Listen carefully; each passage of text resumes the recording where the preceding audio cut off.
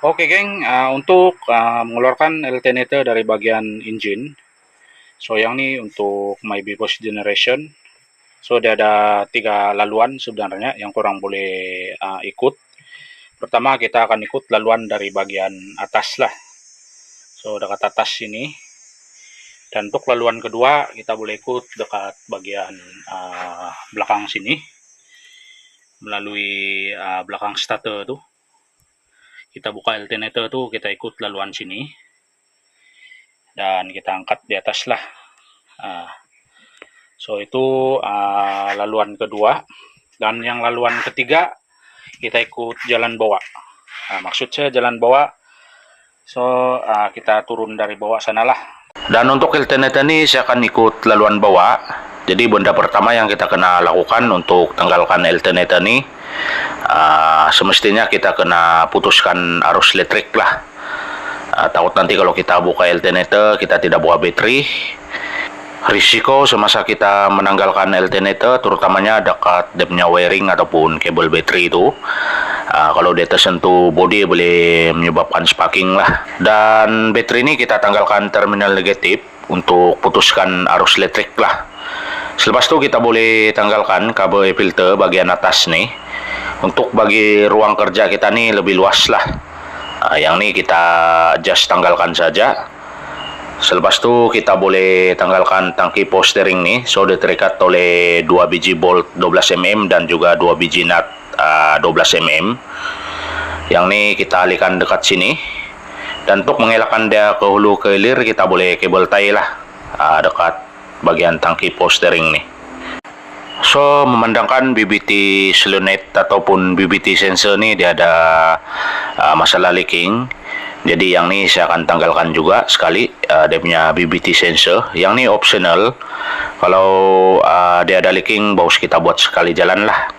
Dan selepas itu dekat bagian tayar sini kita kena tanggalkan tayar sebelah kanan nih, untuk akses dekat bagian bawah nih lah. Benda-benda yang kita kena buka dekat bagian bawah nih. So yang ini kita sudah tanggalkan dia punya tayar.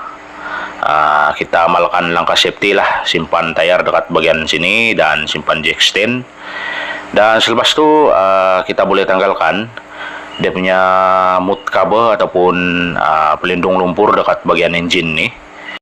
Dekat mud cover nih dia terikat oleh bolt 10 mm dekat bagian atas.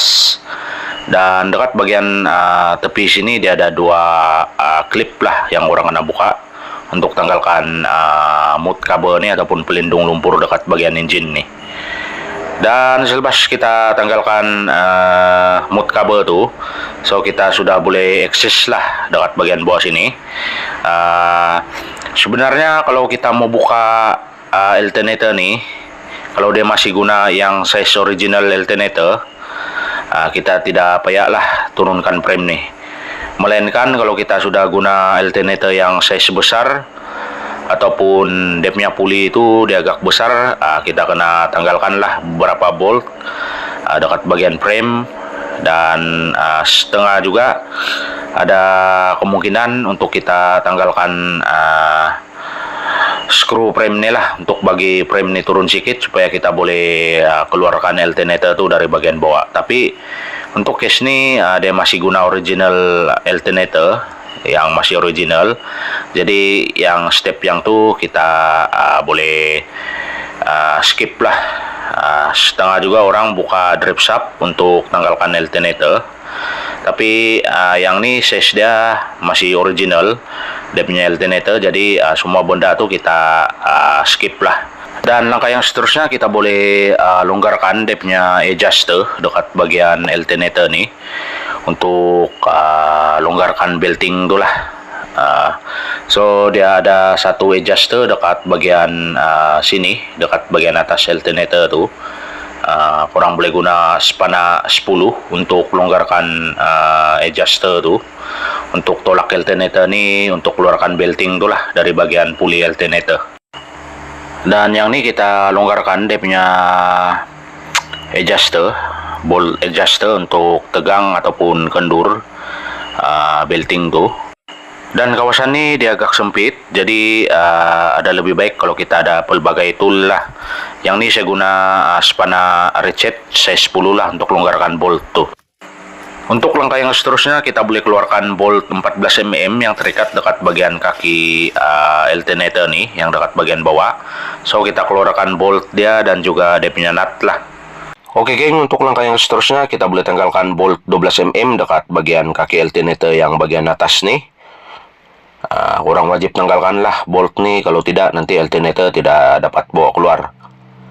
Jadi alang-alang saya mau tanggalkan kabel baterai dan juga soket yang ada dekat alternator nih. Bracket ini pun saya buka supaya ruang kerja lebih selesa lah dan luas. So bracket ini dia terikat oleh bolt 12 mm dekat bagian engine. Dan jadi yang ini kita keluarkan lah dari bagian engine bracket nih. Oke geng, so dia punya kabel baterai dan juga soket dekat bagian alternator ini kita sudah tanggalkan. Jadi alternator ini kita tolak ke depan lah untuk tanggalkan belting tuh dari bagian puli alternator. So dia punya belting kita sudah keluarkan dari bagian puli alternator. Jadi alternator ini kita boleh bawa keluar sudahlah melalui laluan bawah. Oke geng, ada lebih baik kita tanggalkan juga puli water pump nih, supaya ruang kerja kita nanti lebih luas lah. Puli water pump ini saya tanggalkan. Dia ada 3 biji bolt terikat dekat bagian puli water pump tuh. Lepas tu puli ini kita boleh keluarkan dari bagian water pump, supaya nanti kalau kita keluarkan alternator tuh dia tidak sangkut-sangkut lah. So yang ini kita sudah keluarkan dia punya puli. Jadi kita boleh proceed untuk keluarkan alternator tuh dari laluan bawah. Kita akan keluarkan alternator tuh, kita selit dekat bagian sini. Sini. Udah penting kita buka tuh puli water pump tadi, kalau tidak dia menyangkut dekat situ. Benda nih alternator nih kurang kena pusing-pusing dia cari yang betul-betul dia boleh muat dekat laluan bawah nih. Memang dia boleh muat dekat laluan bawah nih tanpa orang buka crankshaft puli itulah. Orang lihat aja dekat video cara saya keluarkan alternator itu dari bagian bawah lah. Yang ini kita sudah keluarkan alternator nih, tak perlu pun kita buka crankshaft puli ini lah ataupun main puli ini. Dan untuk alternator ini kita akan tukar dia punya carbon brush. Jadi benda pertama kita kena keluarkan dia punya protective cap nih dekat bagian alternator. Dia ada 3 biji skru 10 mm, nut 10 mm korang kena tanggalkan. Selepas itu orang boleh tanggalkan nut 10 mm dekat bagian sini, yang ada dekat bagian terminal ini, untuk keluarkan apa sudah nama dia tuh, dia punya pelindung plastik tuh dekat bagian terminal yang nih. Dan selepas itu kita boleh keluarkan kabel ini dari bagian alternator lah. Kita cabut keluar saja. Oke geng, untuk langkah yang seterusnya kita akan tanggalkan 2 biji skru yang terikat dekat bagian carbon brush nih. So secara kesimpulannya, carbon brush ini dia berfungsi sebagai benda yang menyalurkan arus elektrik terus ke bagian slip ring pada rotor untuk menghasilkan medan magnet. Dan selain daripada itu juga carbon brush ini dia berfungsi sebagai komponen yang menjaga kesinambungan sambungan elektrik antara bagian yang tidak berputar dengan bagian yang berputar lah dengan stabil.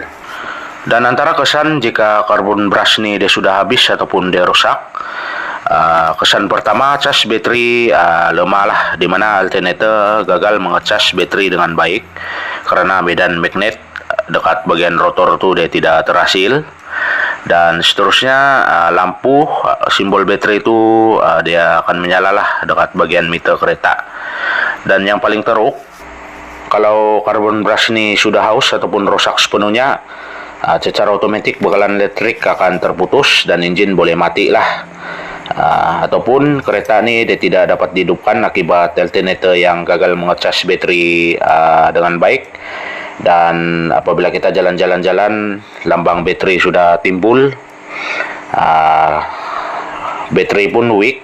So secara otomatis apabila kita start kereta kita, starter tidak akan berpusing lah sebab kehabisan daya dekat bagian bateri. Dan beginilah keadaan carbon brush yang kita tanggalkan dari bagian alternator. Kalau kita lihat dekat bagian sini, dia punya carbon brush ini pun sudah pendek, tinggal nyawa-nyawaikan lagi. Mungkin kalau pakai dalam beberapa bulan lagi, itulah yang saya sebutkan tadi. Kalau dia rusak ataupun dia sudah haus penuhnya, bateri gagal dicas dengan baik, macam-macam lah yang saya sebutkan tadi, dimana cas bateri jadi lemah, lampu bateri menyala dekat bagian meter, dan yang paling teruk engine boleh mati lah tiba-tiba. Dan berikut adalah perbezaan carbon brush yang lama dengan yang baru. Kita boleh lihatlah dia punya panjang macam mana kalau yang baru nih. Yang lama tuh pendek sudah. Jadi apabila korang dapati korang punya bateri itu tidak dicas ataupun alternator korang tu tidak mengecas, kadang-kadang boleh disebabkan oleh komponen ni lah, carbon brush. Tidak semestinya alternator tu dia rosak sepenuhnya. Kadang-kadang boleh jadi carbon brush lah yang habis, dia sudah haus. Jadi kalau benda ni haus, tiba-tiba tu alternator korang tidak mengecas bateri, sebelum korang tukar alternator yang baru, korang wajib cek jugalah carbon brush ni. Sebab kalau carbon brush ni habis pun boleh menyebabkan alternator tidak akan mengecas bateri lah. So yang ni kita proses pemasangan carbon brush yang baru dekat bagian rotor alternator ni, dekat bagian damnya rotor dan juga rectifier tu. Selepas korang masukkan carbon brush tu dekat bagian rectifier dan juga rotor, korang boleh ikat baliklah 2 biji skru yang ikat dekat bagian carbon brush ni. Dan untuk langkah yang seterusnya, kita boleh pasang balik dia punya kabel ataupun protective cap ni dekat bagian alternator. Diikuti kita kemaskan 3 biji skru ataupun nut 10 mm lah dekat sini. Dan selepas tu kita boleh pasang balik benda ni yang plastik ni. Saya pun tidak tahu sudah apa nama dia. Saya lupa sudah apa nama dia itu. Lepas tu kita pasang balik dia punya nut 10 mm yang terikat dekat bagian terminal ni lah. Nanti ada kabel bateri yang terikat dekat bagian terminal ni. Kita kemaskan lah. Dan untuk langkah yang seterusnya, kita boleh bagi masuk balik alternator ni melalui laluan bawah sini. Yang ni seperti biasalah, kita kena pandai pusing-pusing dia, cari position yang sesuai untuk bagi alternator ni masuk dekat bagian sinilah, dekat laluan bawah. Memang dia boleh masuk. Selepas dia sudah masuk tu, kita pasanglah dekat bagian blok engine. So yang ni kita sudah masukkan alternator tu dekat bagian engine. Langkah seterusnya kita boleh pasang balik bolt 14 mm dan juga nut yang terikat dekat bagian kaki alternator ni dekat bagian bawah. Yang ni kita just kemaskan sikit saja supaya nanti kita boleh tolak alternator ni. Selepas kita pasang belting semua, baru kita kemaskan lah bolt ni dan juga nut yang terikat dekat bagian kaki bawah alternator ni. Buat masa ni kita biarkan dia longgar dulu. Lepas pasang belting baru kita kemaskan lah. Dan langkah yang seterusnya, kita boleh pasang puli water pump ni balik dekat bagian water pump. Dan korang boleh kemaskan 3 biji bolt yang terikat dekat bagian puli water pump tu. Cara dia korang tahan lah guna screwdriver macam ni untuk ketatkan bolt tu ataupun nut tu. Kemudian langkah yang seterusnya, kita pasang balik belting engine ni.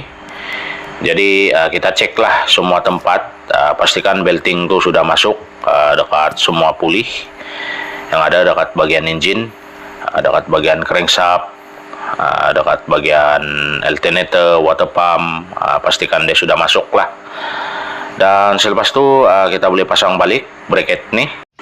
Dan korang boleh kemaskan bolt yang berkaitan dekat bagian bracket dan juga adjuster tu. Dan selepas tu nanti baru kita buat adjustment lah dekat bagian belting. Dan untuk langkah yang seterusnya, kita boleh pasang balik kabel bateri dekat bagian alternator dan juga soket alternator tu lah, dekat bagian alternator. So BBT sensor itu pun saya pasang balik. Yang saya buka tadi itu disebabkan dia ada leaking, jadi alang-alang buat satu kali jalan lah. Selepas itu tangki power steering, kabel air filter bagian atas, kabel res kita pasang semula lah. Selepas itu dekat bagian bawah sini kita boleh adjust balik ketegangan belting tuh. Dan selepas kita adjust ketegangan belting tuh, kita jangan lupa kemaskan bolt dekat bagian kaki bawah alternator ni lah, yang size 14 mm. So yang ni kita kemaskan. Dan akhir sekali dekat bagian engine kita boleh kemaskan balik terminal negatif ni dekat bagian bateri lah.